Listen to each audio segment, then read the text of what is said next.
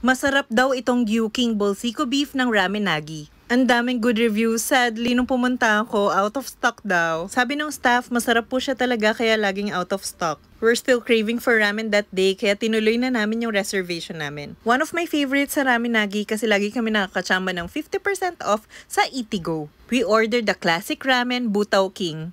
We love this kasi hindi masyadong thick and heavy yung sabaw. Spice level 3 yung pinili ko and you can really feel the spice na.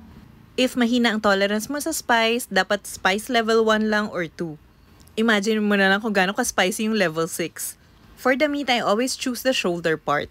Hindi kasi to fatty and sobrang lambot ng meat. Manipis yung pagkakaslice and tender yung pork kaya ang sarap niya kainin. Para complete ramen experience, add extra tamago. For the noodles, I like thin and firm. Gusto ko rin siyang nilalagyan ng crushed sesame seeds on top. Butaw King is the cheapest ramen ng Ramenagi but still my favorite. Hindi masyadong heavy yung broth, ang sarap, kayang-kaya kong ubusin to. Napansin ko lang, bigger yung serving ng Ramenagi compared dun sa last ramen na kinainan namin. Look at this tamago perfection. Ako lang ba, pero dapat pag ramen, lagi talagang may tamago.